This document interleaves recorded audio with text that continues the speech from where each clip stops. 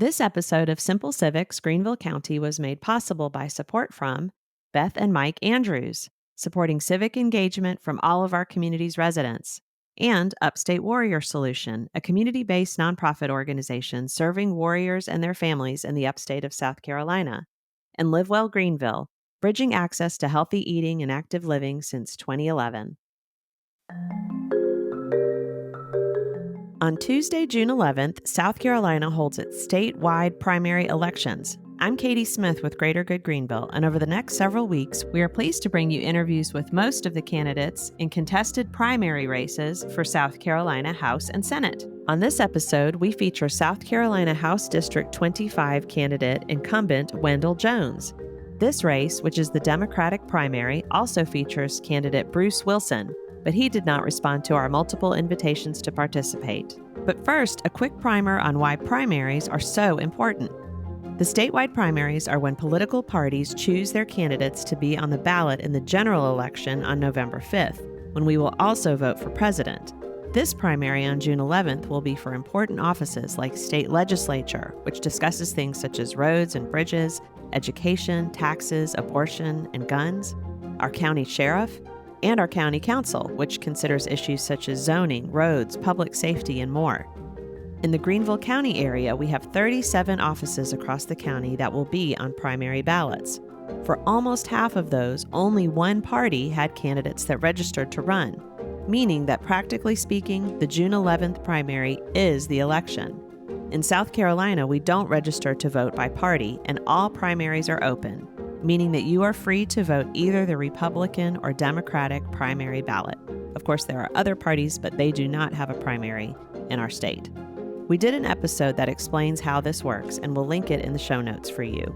House District 25 had only Democratic candidates file, so based on the outcome of the June 11th primary, either Wendell Jones or Bruce Wilson will be the only candidate on the ballot in November, and thus essentially the winner. If you want to see which district you live in and who will be on your ballot, you can check out the links on the episode page for a sample ballot from the South Carolina Election Commission. Here's how the interviews worked. All candidates received the same question at the time of their invitation to join us, and they were given 10 minutes for their interview. Candidates were allowed to bring along a companion, such as a campaign manager, family member, or friend, and to record our session themselves. There were no edits made to the interview. We've put links to the participating candidates' preferred internet presence on the episode page.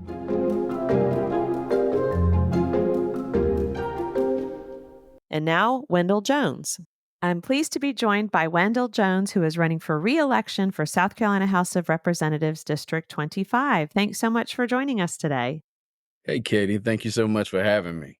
Great. Tell us about yourself and why you're running for re-election.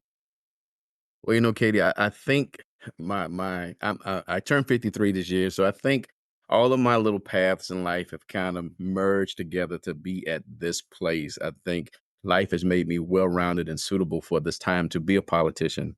I started out my adult career as a commercial banker.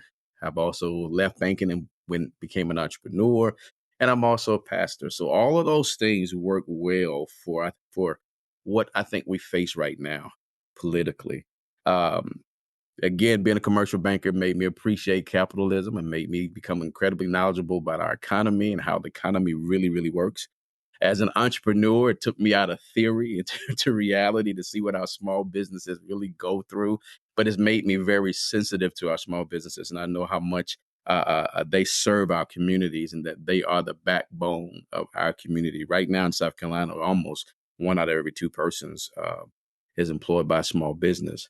And then all of that kind of comes together as me being a pastor because it makes me a compassionate capitalist, is what I like to call it.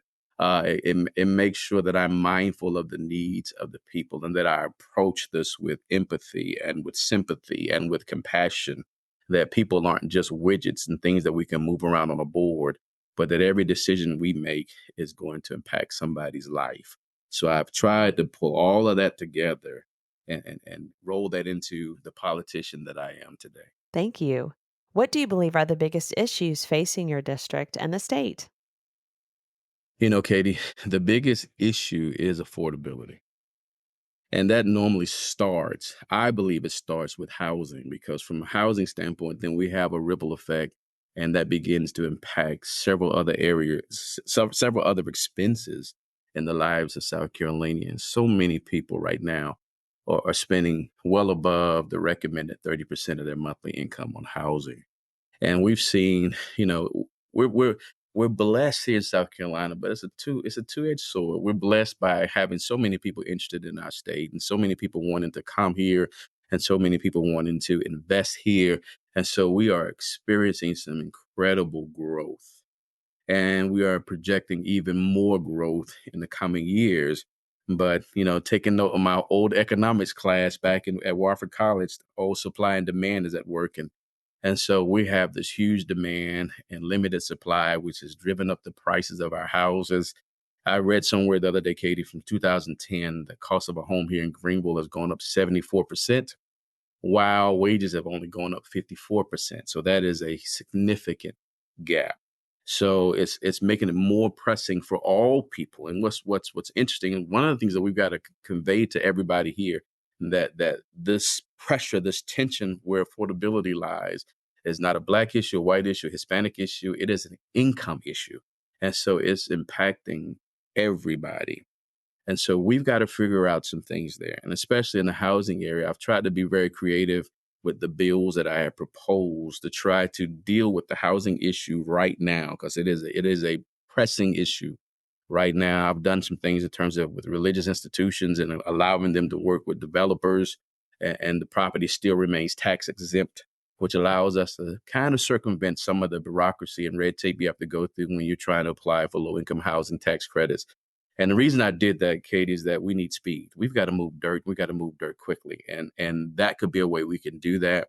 I've also pitched something to help the struggles that our teachers are facing, and to put together a proposal for us to use the land that many of our that the ample land that many of our school districts now have to build affordable housing there, primarily for our teachers and staff. And so that could help us recruit and retain our teachers, but also solve a housing issue. And the most recent bill I put up was dealing with ADUs, accessory dwelling units, and allowing the citizens of our state to participate in solving this problem by giving them a tax incentive to build an ADU on their property. And if they were to lease it out to someone who qualifies for affordable income-based housing, that additional dwelling will not be added to their tax basis, the value of their home. And so at least for the next 10 years. So trying to come up with creative ways, because we have a pressing issue right now. But the long-term plan is that we have to raise the average median income of our households, particularly in the district and in districts like my own, so folks can begin to catch up with the cost of living. That is a more permanent solution. And of course, if we can bring those figures back down, we can get folks back into that 30% range where they're only using 30% of income for housing. Then it frees up other things, and it really helps our economy. Now we have more discretionary income. Now we can support our mom and pop stores. Now we can have a date night out of a restaurant, and we can boost our economy. But right now, if we don't tackle this affordability issue, it's going to continue to drain this nice little economic thrust we're enjoying right now. But the more pressure people have on just being able to keep a roof over their head, there's going to be less money to be spent to keep pushing this economy forward. So affordability, big umbrella, a lot of little pieces up underneath that. What would your priorities be if reelected? I'm focusing on three things, Katie, because I think these three things bring the greatest uplift. And if you look at my bills, you'll see that I've tried to be very focused with it, and that's education, jobs, and housing. Pretty much trying to be in that order. I want us to really learn and educate our citizens here on what to learn. Um, I keep telling everybody that every county, Greenville County, has an economy that it's designing. And in that economy, we have certain industries that are here, certain industries that we're recruiting that pay a livable wage and above, which will allow us to get in a greater comfort zone in terms of being able to pay our bills. We have lots of money that we're putting into our technical schools so that certification programs are there.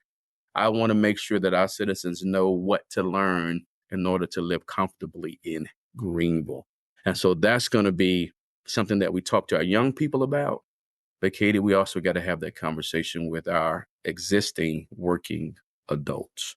I think the way the advent of technology and how things are changing so rapidly, we're going to have to get in the habit of having to adjust our careers every few years to make sure that we are in alignment with where our economy is going and make sure that we can get the wages and the salaries that still allow us to afford wherever we're going to live. And that's true for any place in South Carolina.